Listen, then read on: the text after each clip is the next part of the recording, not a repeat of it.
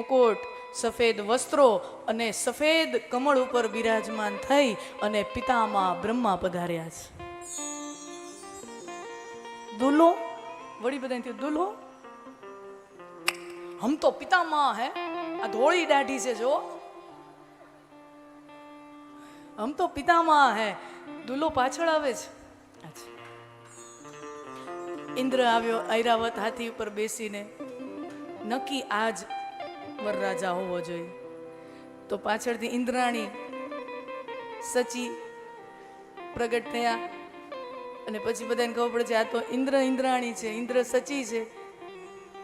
અને પછી જ્યારે સાચા વરરાજા આવ્યા, મહાદેવ જ્યારે દ્વાર ઉપર આવ્યા, ત્યારે લોકોની ઉત્સુકતા એટલી વધી ગઈ કે જાનૈયા આટલા રૂડા રૂપાળા, હા હા હા. અને જેવો મહાદેવનું દર્શન કર્યું અને જેટલા માંડવ પક્ષવાળા હતા, કન્યા પક્ષવાળા હતા, ભગવાનનું દર્શન કરી જ ભગવાનનું વિકરાળ સ્વરૂપ, આમ જટા બાંધેલી છે, ભસ્મ રમાયેલી છે, સર્પોની માળા છે, વીંછીના કુંડળ છે, નાના નાના સાપોના કંગન છે, ત્રિપુંડધારી છે. અને ભગવાનનું એવું અઘોરી રૂપ જોઈ અને કન્યા પક્ષવાળા જેટલા પોખડા કરવા આવ્યા હતા, સત્કાર કરવા આવ્યા હતા, એ યાં ને યાં બેભાન થઈ ગયા. ભગવાનનું રૂપ જોઈને ત્યાં જ બેભાન થઈ જાય છે. ભગવાન નંદી ઉપર બેઠા છે અને ભગવાન શિવજીને પોતાના શિવગણોને કહે છે, હે શૃંગી ભૃંગી ધ્રીંગી, આ બધા બેભાન થઈ ગયા, આપણને ઉતારો કોણ આપશે? આ બધા તો સત્કાર કરવા આવ્યા હતા, સ્વાગત કરવા આવ્યા હતા, આ તો બધા બેભાન થઈ ગયા. આપણા ઉતારાની કંઈક વ્યવસ્થા કરો બાબા, કંઈક જોવડાવું છું. એમાં એક શિવગણ ગયો અને બધા છે ને હજી આમ બેભાન થઈને આમ ઢકળ વળીને પડ્યા હતા. અને શિવગણ છે એ આમ નજીકથી જુએ કે એકાદો હજી છે, હજી જાગૃત છે. તે એક કન્યા પક્ષનો કુટુંબનો એક વ્યક્તિ છે ને, એને હજી બરાબરની મૂર્છા નહોતી આવી, અડધો જાગેલો ને અડધો મૂર્છિત એવી અવસ્થામાં હતી. એટલે આમ ગભરાયેલી હાલતમાં આમ અડધો મૂર્છિત ને અડધો જાગેલો, એટલે આમ ક્યારેક આમ એક આંખ ખોલે, વળી શિવજીનું રૂપ જોઈને આમ વીંચી નાખે, વળી આમ એક આંખ ખોલે, વળી રૂપ જોઈને આમ વીંચી નાખે. શિવગણ કે આ જાગતો છે. શિવગણે પૂછ્યું કે આ વરરાજા આવ્યા છે, એના નિવાસ સ્થાનની કંઈક વ્યવસ્થા કરો, એનો નિવાસ ક્યાં છે? તો એ કન્યા પક્ષ વાળો કુટુંબી કે વરરાજાના નિવાસની અમને ખબર નથી, અમારો નિવાસ હવે, વરરાજાનો ઉતારો ક્યાં છે એ અમને નથી ખબર, અમારો ઉતારો હવે નક્કી ક્યાં છે.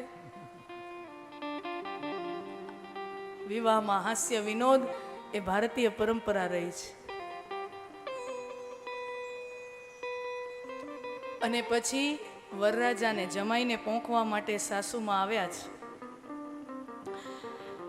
આરતીની થાળી તૈયાર કરી છે, દીપક છે, કળશ છે, આરતીની અક્ષત, ચંદન, બધું આરતીની થાળીની વ્યવસ્થા કરી અને પાર્વતીના માતા મા મૈના દ્વાર ઉપર આવ્યા.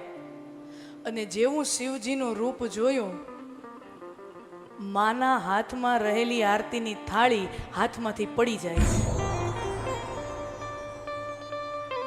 મા મૈનાના હાથમાં જે જમાઈને પોંખવા માટેની આરતીની થાળી છે, એ આરતી પડી જાય છે, હાથમાંથી પડી જાય છે.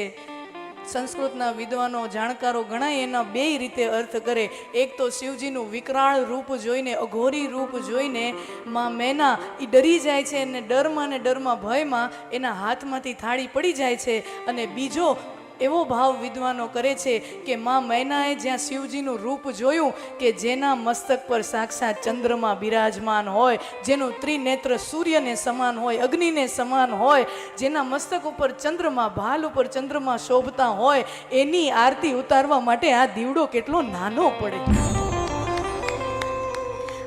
આ દીવડાની શું ઓકાત કે જેના મસ્તક ઉપર ચંદ્ર અને જેના લલાટ ઉપર અગ્નિ અને સૂર્ય રૂપી છે, એની સામે આ દીવડાની શું ઓકાત. અને એમ કરીને માના હાથમાંથી આરતીની થાળી પડી જાય છે. અને પછી મા બાપનો હૃદય છે ને, પાર્વતીજીએ તો તપસ્યા કરીને શિવજીને પતિ રૂપે પામ્યા, પણ માતા પિતાનો ભાવ જુદો છે. માતા પિતાને વરરાજાનું રૂપ જોઈને માતા પિતાને ચિંતા થઈ, હિમાલયને મેનાને ચિંતા થઈ કે મારી દીકરી એટલી રૂપાળી અને એના નસીબમાં પતિ આવો.